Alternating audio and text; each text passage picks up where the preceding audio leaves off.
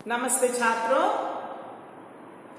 कल हमने देखा था कर्म तत्पुरुष को विभक्ति का लोप के साथ। तो आज हम देखेंगे कर्म तत्पुरुष से और के द्वारा विभक्ति के लोप। तो यहाँ पर समस्त पद और विग्रह वाक्य हम लिखेंगे। तो कर्म तत्पुरुष की विभक्ति है से के द्वारा। तो विग्रह वाक्य में से या के द्वारा जुड़ता है या समस्त पद में से या के द्वारा गायब हो जाते हैं। तो इसमें देखिए हमने लिखा है हस्तलिखित।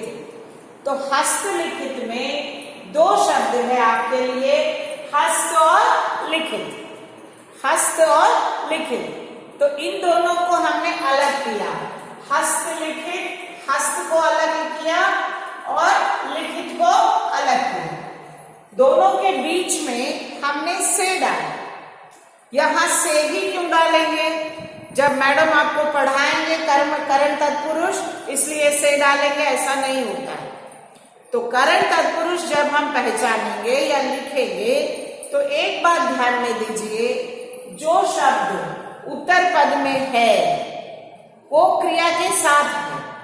ठीक है, लिखित लिखा हुआ, रचित रचना की गई, या प्रेरित प्रेरणा किया गया। तो ये जो क्रियाएं हैं किसके द्वारा किए गए? कौन किया? साधन क्या है? उसके आधार पर हम से डालेंगे। अब लिखित क्रिया का साधन क्या है? हाथ है, हस्त। तो जैसे ही आप यहां पर क्रिया देखोगे उसका साधन के लिए पूर्व पद में ढूंढोगे, फिर आप बीच में से या के द्वारा डालो।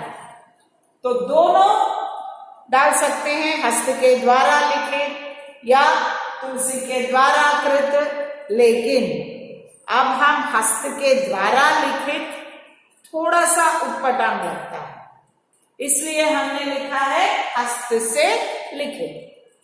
और दूसरा शब्द है तुलसीकृत। तो तुलसीकृत में हम दो शब्दों को अलग करेंगे, तुलसी और कृत। तो यहां हमने लिख दिया तुलसी और कृत। तो यहां पर सिर्फ आपको उदाहरण समझाने के लिए हमने के द्वारा लिखा। तुलसी से लिखित भी आप लिख सकते हैं। ठीक है। और दूसरा है राम रचित, राम से रचित। और यदि आपको विग्रह वाक्य दिया गया, जैसे जन से प्रेरित, आपको विग्रह वाक्य दिया गया है, आपको लिखना है समस्त पद। तो इसमें हम क्या करेंगे? किस शब्द को हटा देंगे? कारक को हटा देंगे। जब विग्रह वाक्य लिखते हैं समस्त पद से तो कारक को जोड़ते हैं।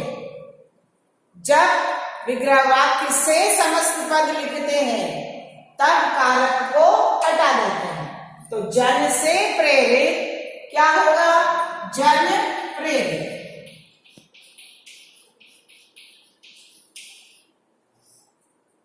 तो यहां तक आप लिख लीजिए बेटा।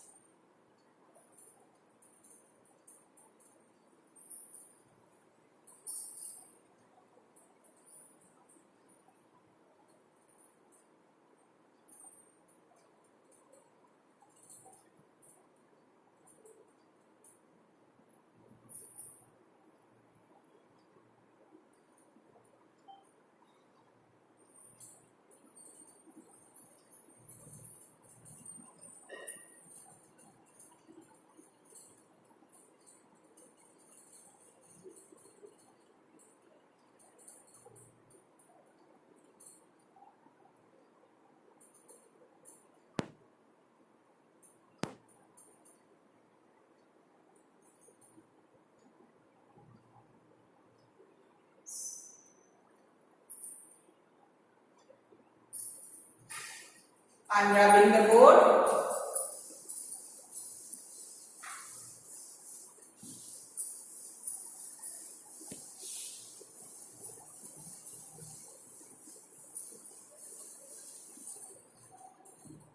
तो करण तत्पुरुष के बाद हमारे लिए है संप्रदान तत्पुरुष।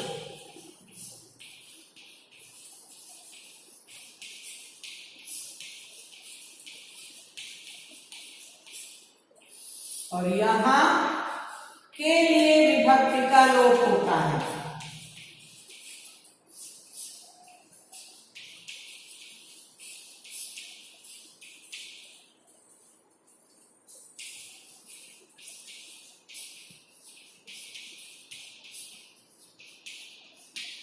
तो उदाहरण देखिए, समस्त पद अगर हम लेते हैं के लिए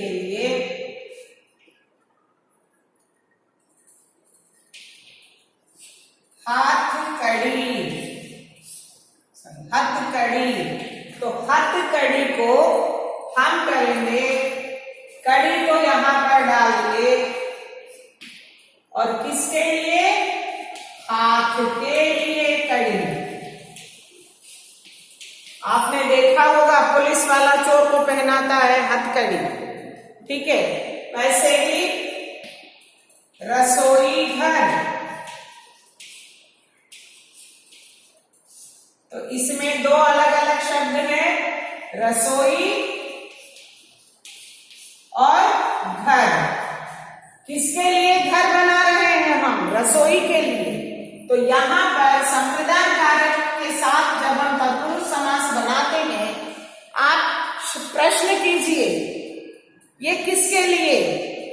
रसोई से घर, रसोई को घर नहीं होता। तो हमेशा यहां पर संप्रदान तत्पुरुष में जो संज्ञा है दूसरी संज्ञा के लिए है। तो संज्ञा और संज्ञा का समास अधिकतर संप्रदान तत्पुरुष में ही आपको दिखता है। तो यहां एक संज्ञा दूसरी संज्ञा के लिए काम करता है। रसोई एक संज्ञा है, रसोई एक जगह है। ये किसके लिए हम जगह बना रहे हैं? रसोई एक काम है, इस काम को करने के लिए हम एक घर बना रहे हैं। वैसे हाथ के लिए कड़ी, कड़ी मतलब एक चैन है, किसके लिए है? हाथ के लिए। या उसी तरह देखिए जेब खर्च, तो जेब के लिए खर्च, पॉकेट मनी आप जिसे कहते हैं। और फिर हवन सामग्री, तो जब आप विग्रहवाक्य करोगे हमेशा याद कीजिए, पहले प्रश्न कीजिए किसने, किसको, किसके लिए। इस प्रश्न का जवाब आपको आ गया तो immediately you can write the answer.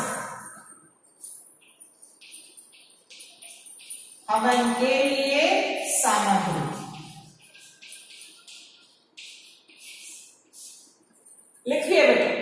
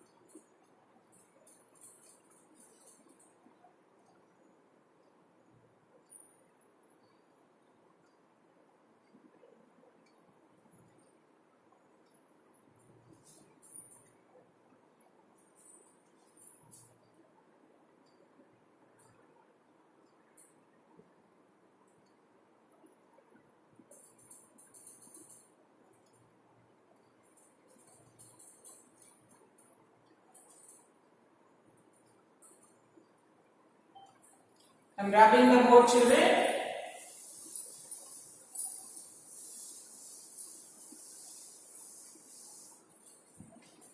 संप्रदान तत्पुरुष के बाद आपके लिए है अपादान तत्पुरुष समास।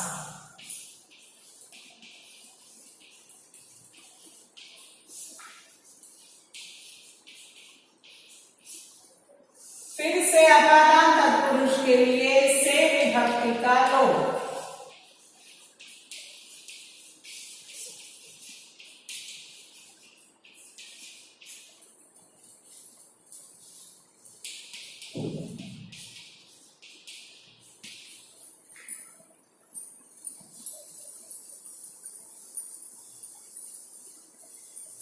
तो यहां आपको एक बात समझनी है, करण और अपादान के से में क्या अंतर है। करण तत्पुरुष का से या के द्वारा जो आप लिखते हो वो काम करने के साधन का द्योतक करते हैं कि किस उपकरण से हम काम कर रहे हैं, किस चीज के साथ, किस चीज का उपयोग करके हम काम कर रहे हैं, उसका द्योतक करते हैं। और यहां पर अपादान तत्पुरुष का जो से है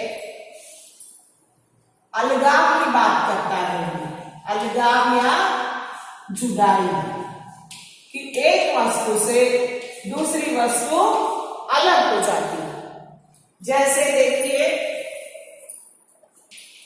वृक्ष पतित है,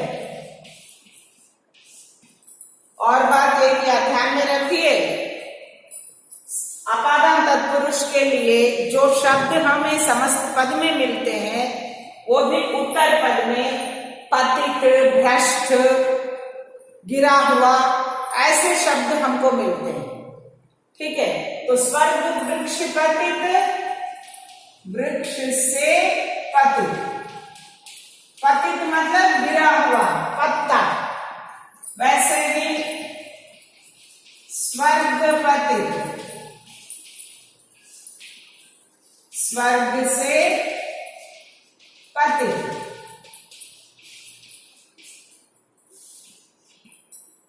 राह भटका, राह से भटका। पद भ्रष्ट, पदवी से भ्रष्ट मतलब निकाल दिया गया। वैसे ही देश निकाला,